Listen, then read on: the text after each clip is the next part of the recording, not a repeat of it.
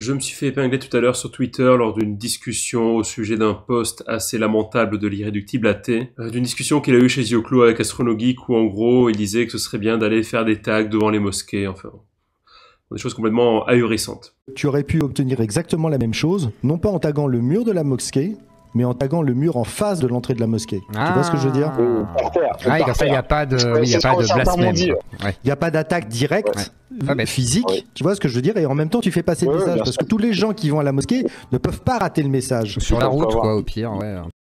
Mais il y a quelqu'un qui m'a tagué pour me dire qu'il y avait eu un attentat à Arras.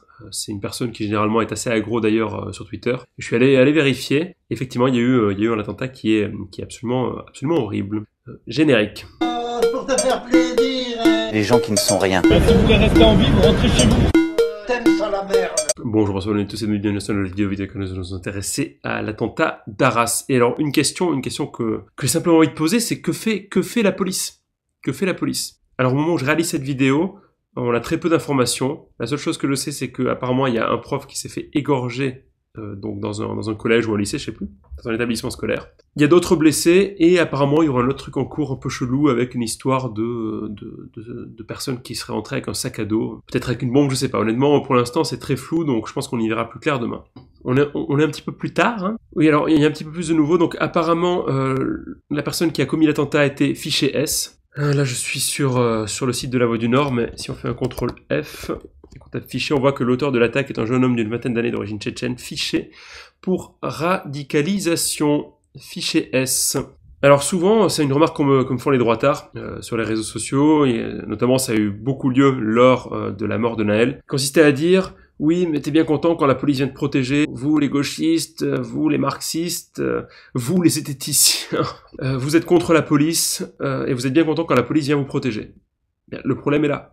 C'est que la police ne nous protège pas. Et moi, je suis d'autant plus touché ici que, étant enseignant moi-même, je me sens particulièrement solidaire de ce qui s'est passé aujourd'hui à Arras. Nous exerçons un métier qui n'est pas censé être un métier à risque. Il peut bien sûr y avoir des échauffourées entre les élèves. Il peut y avoir de la tension parfois entre le milieu enseignant et les élèves. Ça fait partie du métier, l'éducation, l'enseignement. On a affaire à des personnes qui sont jeunes, et donc ça fait partie de notre rôle hein, d'éducateur, de canaliser certains comportements, de les aiguiller plutôt vers quelque chose qu'on juge être bon éthiquement. Mais on n'est pas censé se faire égorger par des fichés S, c'est-à-dire par des gens qui sont connus des services de police et qui manifestement ne les surveillent pas suffisamment. Alors, je sais pas, moi je travaille pas dans la police, mais je me rends compte qu'aujourd'hui en fait être enseignant c'est risquer de se faire décapiter, c'est risquer de se faire égorger, risquer de se faire exploser. Et pendant ce temps-là, le ministère ce qu'il fait, eh bien c'est qu'il lutte contre l'abaya. Voilà.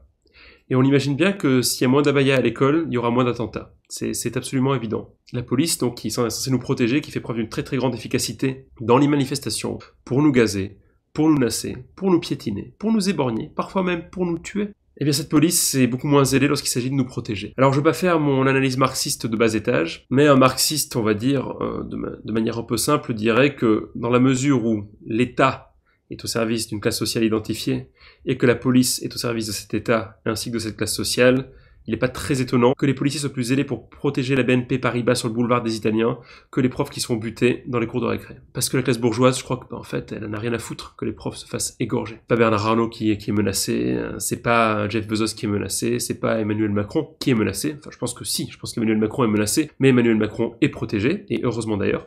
On aimerait bien que les citoyens qui font du travail réel, utile pour la société, soient eux aussi protégés.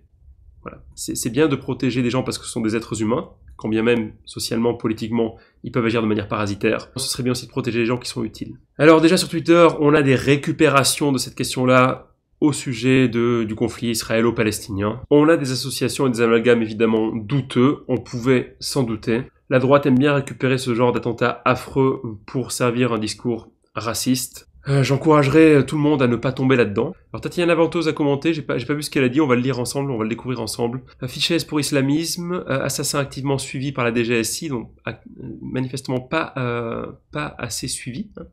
D'une famille censée être expulsée en 2014, qui finalement est restée sous la pression des associations. Attaque a priori coordonnée et planifiée avec 2 autres, dont son frère. Bon, Tatiana est en train d'accuser ici les associations qui ont lutté contre l'expulsion de cette personne. C'est la rhétorique classique, on va dire, des rouges-bruns, pour pas dire des bruns tout court. Oui, parce que On fait rarement l'hypothèse que les gens qu'on défend, en règle générale par ailleurs, je parle pas uniquement des Tchétchènes ou de je ne sais qui, viendront nous égorger. Et d'ailleurs, heureusement, la plupart du temps, ça n'arrive pas. Si l'islamiste d'Arras est passé entre les gouttes parce qu'il y a trop de cas dans ce genre, pour que les services de l'État arrivent à suivre, il faut à minima se délester de ceux qui ne relèvent pas de notre responsabilité. La moindre des choses serait de ne pas laisser circuler en liberté ces profils menaçants qui n'ont rien à faire en France et de les renvoyer là où ils viennent. Oui, bon, que dire là encore, hein, dans l'absolu, c'est sûr, c'est vrai. Comment on les renvoie, où on les renvoie, qu'est-ce qu'on va faire si on les renvoie d'où ils viennent? Est-ce qu'ils ne vont pas organiser, je ne sais pas, le djihad chez eux? Non, une fois que ces gens-là sont là, une fois qu'on les a, en plus, une fois qu'ils sont sous le regard de la DGSI, c'est à nous de les contrôler et à nous de faire attention que ces choses-là n'arrivent pas. Mais on ne le fait pas. On ne le fait pas. Ou on le fait mal. L'inaction politique des dirigeants français a déjà condamné trop d'innocents à mort. Garantir la sûreté et la sécurité des personnes, c'est le devoir de base de tous ceux qui prétendent gouverner. Combien encore de deuils nationaux, de minutes de silence et de bougies avant des actes. Oui, c'est la responsabilité des gens qui nous gouvernent d'assurer notre sécurité. Le problème, c'est que si on dit ça, on n'a malheureusement pas dit grand-chose parce qu'évidemment, on oublie une chose, c'est qu'apparemment, ils n'en ont pas grand-chose à faire. Le président Macron dénonce son assassinat lâche et sauvage. Voilà, très bien, il dénonce son assassinat lâche et sauvage. Très bien, on fait quoi? Président Macron, pour l'éducation? Depuis 1987 environ, le nombre d'élèves a été multiplié par 2, le nombre d'enseignants divisé par 2. On a eu des élèves l'année dernière en 3e, je sais plus si c'était dans les Yvelines, dans les Val d'Oise ou dans les Hauts-de-Seine, enfin région parisienne, qui après avoir réussi leur année de 3e se sont retrouvés sans lycée. Ils ne pouvaient pas intégrer de lycée. Voilà, ça, c'est arrivé en France. C'est-à-dire que des élèves, des centaines d'élèves, n'ont pas pu intégrer un lycée. Faute justement d'enseignants, de locaux, de profs. Faute de moyens. On exerce dans des conditions de plus en plus dégradées. Ça, c'est extrêmement concret. La solidarité entre les chefs d'établissement, les rectorats, les enseignants n'est pas toujours le plus opérationnel possible. Hein. Chacun fait ce qu'il peut, évidemment. Tout le monde est sous tension et les gens se font assassiner. Voilà. Donc c'est bien beau de faire des discours, de dénoncer, mais on aimerait des choses un peu plus concrètes. On a passé 1 mois quasiment sur la Baïa, et pendant ce temps-là, des terroristes tuent des profs. Voilà, j'avais pas tellement envie de rigoler. Je me sens personnellement assez touché par cette histoire, même si évidemment ça ne me concerne pas directement. Je souhaite pas du tout récupérer cette histoire-là pour moi. Pour faire du buzz ou quoi que ce soit, ça ne m'intéresse pas. Tout mon soutien bien sûr aux familles, aux collègues, aux élèves. Voilà, c'était la première vidéo de la 2, et c'était peut-être pas la plus drôle. On se retrouve demain ou très bientôt pour une nouvelle vidéo. Je vais faire des choses comme ça, un peu revue de presse. Dites-moi si ça vous plaît. Parfois, il y aura plus d'analyses, plus de références à des bouquins. Allez, la bise.